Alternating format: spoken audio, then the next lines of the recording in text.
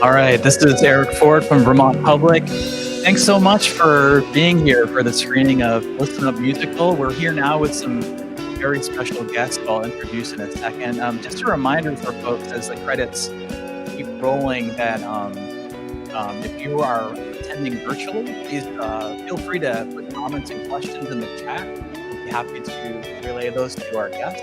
And those for folks here, I'll start with a few questions, but then feel free to jump in and ask questions, and I'll repeat them for our folks at home when we get there. So I'm going to go ahead and start introductions. We have some amazing guests with us here today. First of all is Bess O'Brien, who's the producer and director of the film for the Listen Up musical and project, all of those things. I'm going to embarrassingly read some of your credits because Bess has been, if you don't know Bess has been a documentary filmmaker and producer for years in the States. Some of the films include Coming Home, most recently, which was about the Vermonters coming back to the community from prisons. The Hungry Heart, which was about the prescription drug crisis in the States. All of Me, a documentary about body image and eating disorders. And on and on. So many amazing films. So we're very blessed to have Bess here with us today. And then also joining us, we have Don Caputa, who is a cast member of the production, who was attending Lucy High School at the time, but now is a freshman at Champlain College. Welcome, Don. Thanks so much for being here. Amazing performance, by the way. And then we also have Avery Cutroni, who is a cast member as well, and currently a sophomore at South Burlington. Welcome, Avery. Thank you. Thanks for being here. Well, I want to start. I'll start with a few questions, and then we'll open it up. It's always a little easier to get things rolling. And I thought I would start first quickly with Bess. If you could talk a little bit about the Listen Up project that led to the Listen Up musical, and how you went about talking to and listening to and interviewing teens all over the state that eventually led to the creation of this musical. Yeah, thank you so much to everyone. Thank you so much to everyone. So this project launched in early 2019, and the idea was to create an original musical based on the lives of Vermont teens. And how do you do that? Well, the first thing you need to do is you actually have to spend time with teenagers. And so the first 8 months was myself and a team of folks going out into communities and talking to kids. I did 37 individual interviews with teens across the state. We did roundtable conversations. We did writing prompts. We did listening sessions. And by the time that 8 months was over, we had interacted with about 800 kids across the state. So we had a lot of information and a lot of stories. And so then we took those stories and reviewed them. My team, my two directors, first of all, I really have to thank. Sarah Lowry is in the audience right now, and Isaac Eddy were sort of headed up that team. Yay. And we had educators and artists who reviewed all of that material, and then we started to work on the script. And the script was headed by myself and Gary Miller and about 14 teens, a lot of them from the Young Writers Project, who worked on the script together. And then we brought about, 20 kids together to write all the music. All the music is written by teens with mentors. And so it was extremely collaborative. Every step of the process went back to teenagers. And of course, I would be totally remiss if I did not say in the middle of all this, COVID happened, and it was a huge hit to the whole production. We had actually booked a tour to 14 different theaters across the state, and we're planning to tour in the fall of 2020. We were 1 week away from doing statewide in-person auditions when everything shut down. And so everything had to move online. We ended up really writing all of the songs on Zoom with the kids, which was extraordinary. I mean, because to me, the songs are just unbelievable. And we did all the auditions online. The directors did a lot of improvisational work with, what do we have, like 75 kids who auditioned, I think, including these lovely people. And then we really had to push the whole production a year ahead because of COVID. And we ended up deciding to move it outdoors And so that was a huge pivot. And so we had to create an outdoor stage and we had to rebook the entire tour. And so we all got together in the summer in July of 2021 at Linden Institute for 3.5 weeks of intensive rehearsals with the kids, where we continued to work on the script and we continued to work on some of the music. And then we toured the show across the state live outdoors to we did 8 performances. So that is in a real nutshell how it all happened. And frankly, when I watch the movie, I have post-traumatic stress. I don't know about you, but I'm just like, oh my God, the amount of work and time and stress and COVID and, the whole thing was just amazing. But it was a phenomenal project and was incredibly resonating. The voices of Vermont youth and the kids in the show were incredible. Yeah, I mean, I think, part PTSD aside, I mean, the results were amazing. It's really an incredible feat what you all created together. And I should note, just as an aside, one of those mentors was Vermont Public's own Myra Flynn, which is amazing. Again, to have that connection to this production. Another question before we open it up to the audience, a question for Avery and Dawn. Just kind of building off what Bess was talking about, everything that went into this, and your personal journey with this. What was it like being part of this production, and how did perhaps your life change after being part of this? And I would just open up for either of you. Dawn, if you want to start. Yeah, I will. So for me, okay, it was quite awkward, but yeah, let me start like that. So I came here in 2020. That was in March 2020, just before the pandemic, and I didn't know about all this acting stuff, and it was just something that came into me, like a magnet when it's being attracted to a mentor, yeah. So that's how it was. So just arriving from Zambia to here, literally I didn't know anybody, but at least I had some connections. By the grace of God, I became connected to my director here, base. I can say this journey has been a very wonderful journey, even though this is my new place, but I was given a very wonderful welcome in the family of the Listen Up. And I feel like the growth has really increased. I was that kind of a person who used to be shy in public. Like whenever you're called, you have to be looking down. But right now, I look at you. Yeah. Again, I feel the confidence has really increased right now because of the same project that we did. Yeah, I'm not feeling like myself, feeling like a person who's not in college. Yeah. That's great. That's great. Avery, how about you? Well, Listen Up, I learned so much about myself.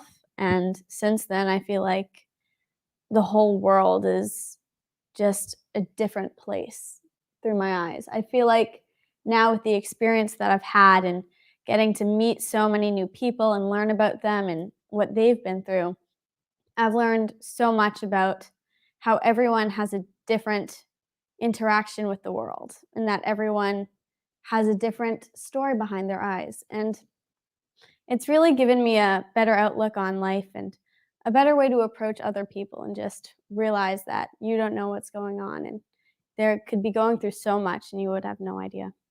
So I feel like after Listen Up, I've just grown and had a better understanding of just others and myself. It's amazing. I mean, I think it's really, yeah.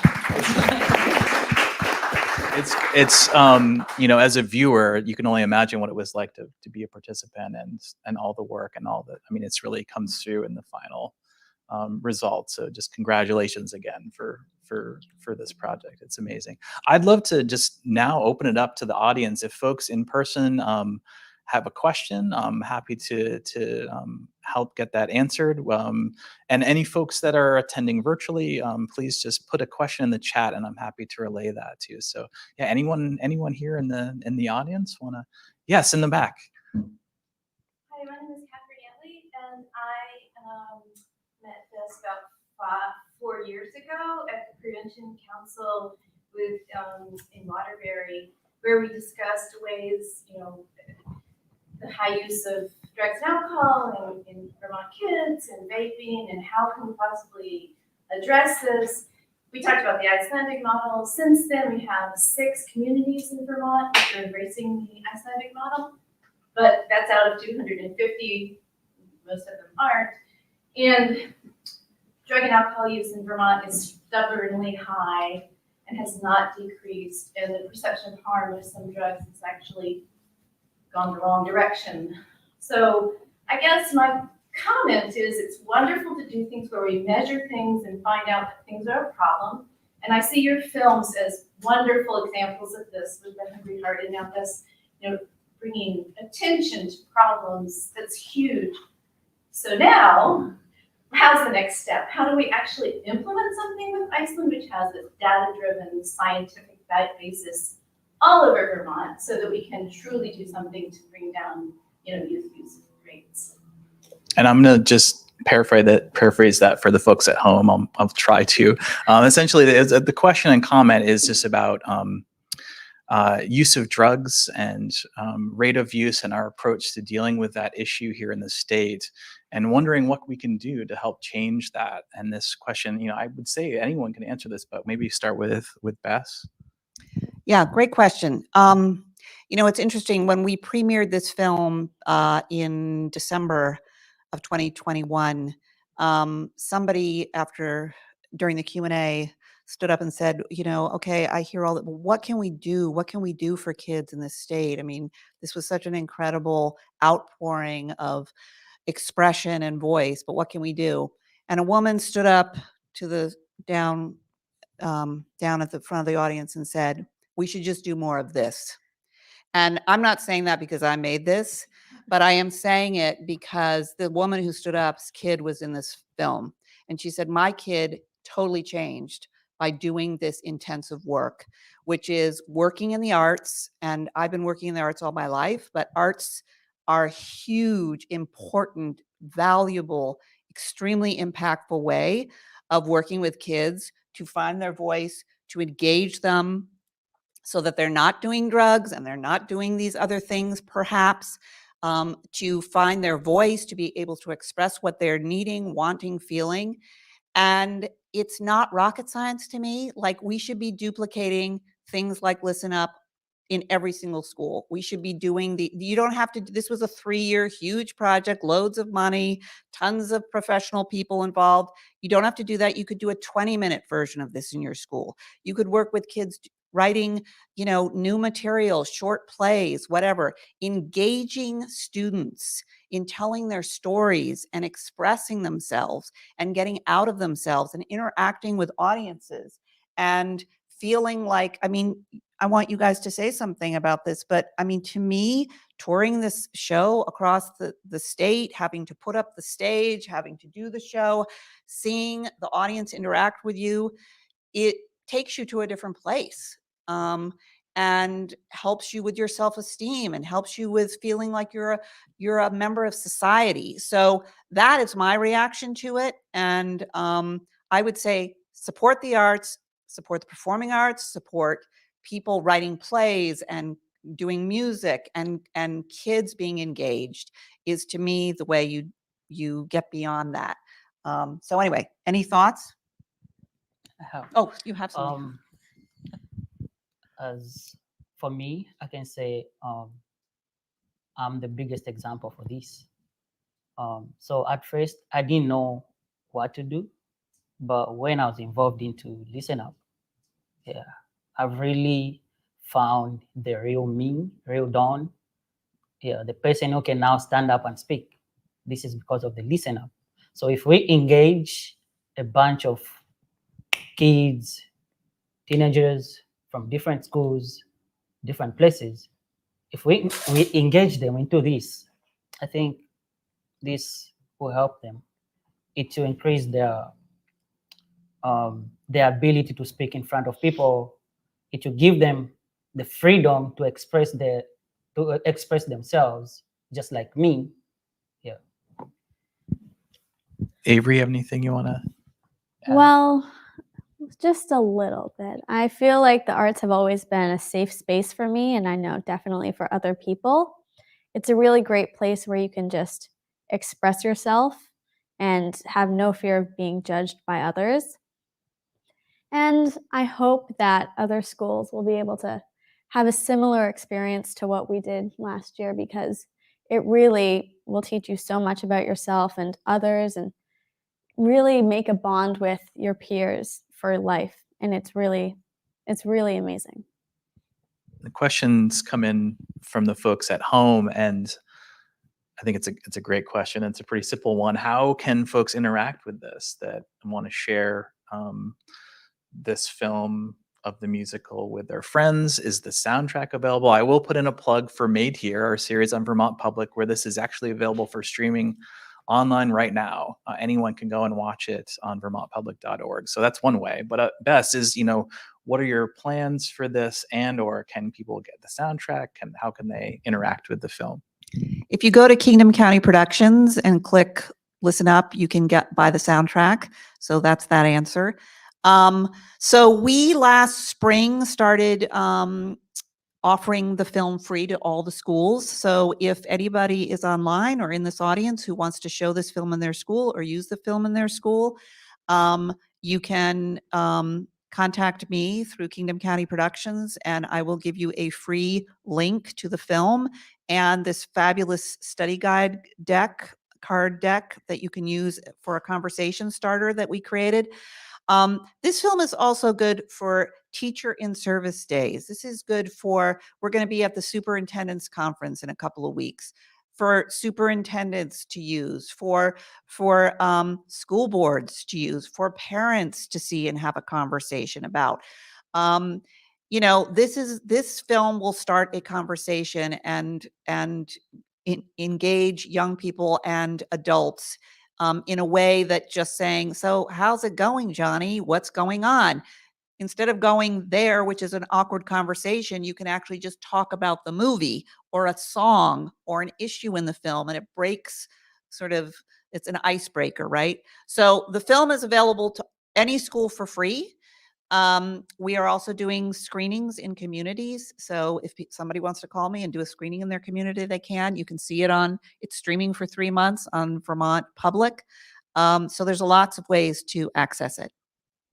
Yeah, I just wanted, the comment was up there. I was going to say it. Oh, Mike brought it back. It's just a comment from someone watching at home. Deb, I want to say thanks to all for this beautiful and powerful piece of work. My daughter struggled in high school, and I can't help but think if she had connected with a group like this, she would have thrived. So it's just a great kind of testament to the power of this film, for sure. Thanks for that comment, Deb. Anyone else in the audience have any questions for our panelists here? Yes, yeah. So I'm remembering that you went to many schools around the state, gathered writings from students. And I'm wondering, what prompts did you give to students? What questions did you ask them? How did you get them to come forward with such powerful statements? So the question is, what prompts or what techniques did you use to help hear from the students that were part of this? Yeah, good question. Well, the first song, which is called Just Because, is from a prompt. It's called Just Because I'm Doesn't Mean I'm. It's a great prompt for anybody, but especially teens, because a lot of teens, people think, sort of make a supposition about who you are, but who you are isn't really who you are. So that was one of the prompts. And in fact, we got so many great writings from that prompt that I believe we used it as part of the lyrics in the that song. We just felt like, wow, these could be great lyrics. And we gave it to some of the, I think 2 or 3 young songwriters, and we said, try to work with these. Just because I'm this doesn't mean I'm that, just because I'm this. And they created that song, which was one of the first songs that was actually written. And I remember Lowry and I and a couple other people listening to those first 3 songs, and it was like, all right, we now know why we are doing this project, because these songs are just incredible. Other prompts are I am from, very simple things like if you knew, what I wanted to say, the text I never sent. Prompts are ways of getting kids or anybody to write about stuff without asking them a direct question. It's more open-ended. And the other thing we do with the prompts is we only let you write for 7 minutes. So and we don't want you to be thinking too much about it. It's just whatever comes to mind, just write it down. So the prompts were very influential on a number of other songs, I think, too. We took some from prompts. But it's a great way to get people talking, and then they share, and then, you have a great conversation. Don, Avery, any comments about the process and things that you noticed or things that came up for you when working on it? I would just say neither of them were in the prompt writing, but maybe you guys could talk a little bit about the writing of the script once you got into rehearsals. Okay. So there's this part that we wrote. What you call the part again? The listen up session. the section with you. Yeah, the last part called listen up. Okay, like we got together, then we decided on what we are going to talk about. We gave ourselves, each person has to write something, and it has to make sense, and it has to have a great meaning, since the song was all about trying to tell people who we really are. So we went into it with all our minds, and we started coming up with a bunch of ideas. This one will come up with this. Then I'll say, how are we going to come up with the final song? I mean, we struggled for some days, but the last part, 2 or 3 weeks, which remained, we came up with a very strong idea, and the message in that song was really okay. And I remember it was quite hard to master the piece in that song. I mean, the chorus was quite hard, but we tried hard, since it was our message that we wanted people to hear about it. So we learned till we managed to know the song, and it was pretty cool. It was awesome, and the message was really great, and we're proud of it. Let me just do a PS on that. So the song that Don is talking about is the second to the last song with the 4 kids of color. And that song was originally written online with a couple of other folks of color, young people of color. But when these guys got it, they decided they wanted to rewrite it. Yep. And so they rewrote it in rehearsals with our music director. And it's one of the most beautiful songs in the show. And it really was their voices. And so that was part of the focus of this whole project, which is constantly going back to the stories. And if it didn't quite make sense to you, then do it again. And I can say, as an adult and as the producer, it was a little bit scary sometimes, because it was like, hello, we're about to go into tech rehearsals in 3 days and we don't have the song done. And my directors were like, it's going to be okay, Bess. And we'd all take a big breath, but it was like, this is about kids. This is not about us. And so that song ended up being completely different than the song that we started off with. And it was absolutely authentic, coming from the voices of the people who were in the show. Do you want to talk about anything in particular about the process? Oh, yes. The script was never really written in stone. Up until the last show, we were rewriting different sections, which was probably a nightmare for Beth. Sorry about that. But I feel like it just got better and better for each show. And the more we really worked on different parts, the more we sort of made it our own. And so we had days while we were rehearsing where we would just sit together and look at certain sections and just work on them. And we would all have our voices heard, and sometimes we would change things completely or scrap them or add new parts. And it was a very emotional day when we would do that, because some people would cry and laugh, and it was just a lot. And there was one specific day where we got to read some of the transcripts, and actually the background, I guess, was all our handwriting of the transcripts that we're like writing the words of real teenagers. So it was a very emotional day.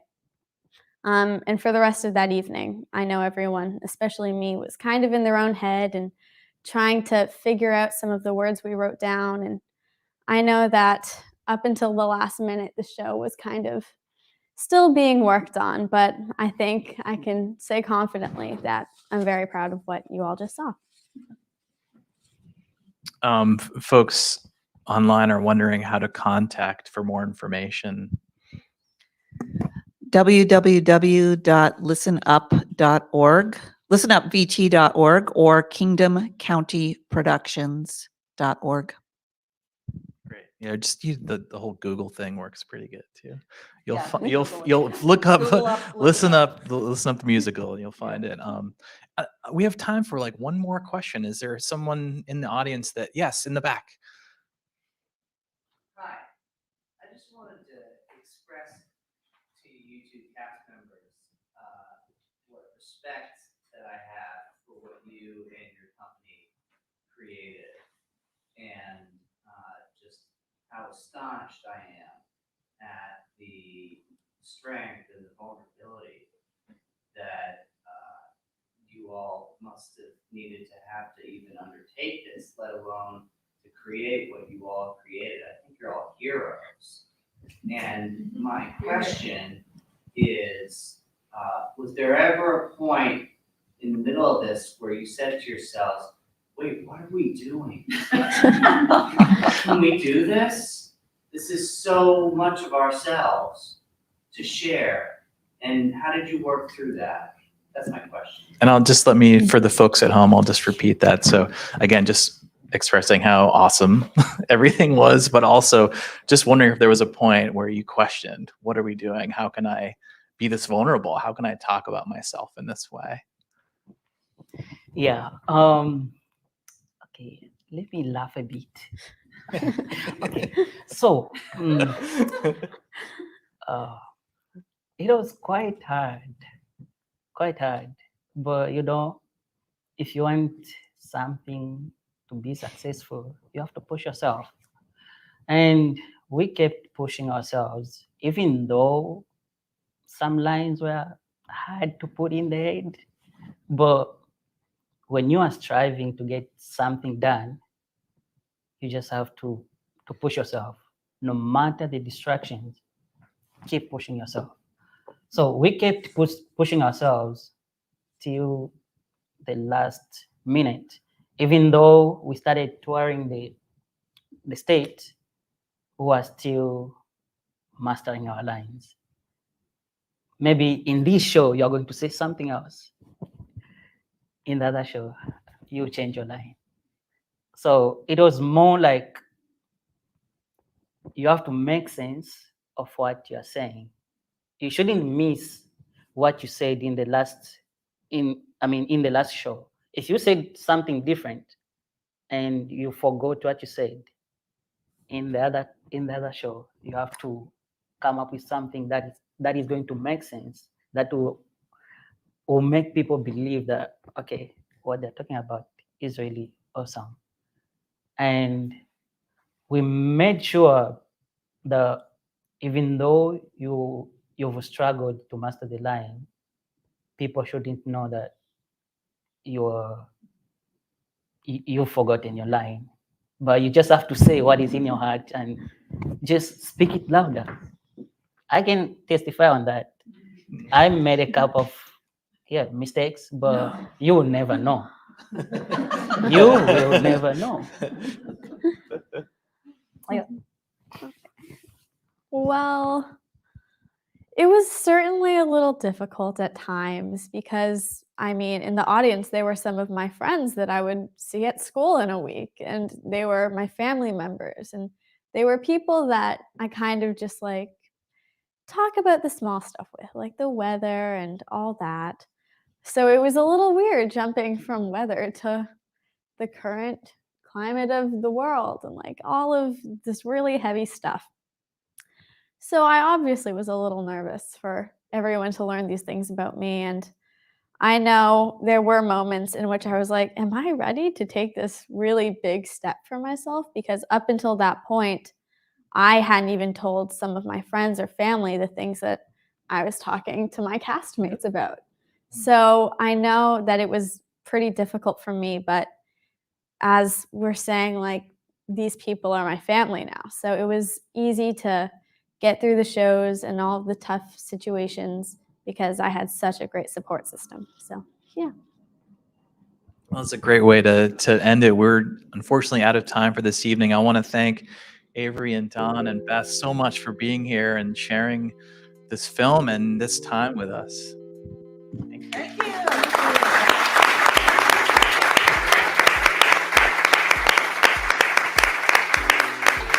Thanks to everyone here that came and anyone at home. And also, of course, thanks to our partners here, Community College of Vermont, for hosting, the Winooski Partnership for Prevention, and of course, Kingdom County Productions. Thank you so much for your support. And tell all your friends to watch this at vermontpublic.org or Kingdom County Productions.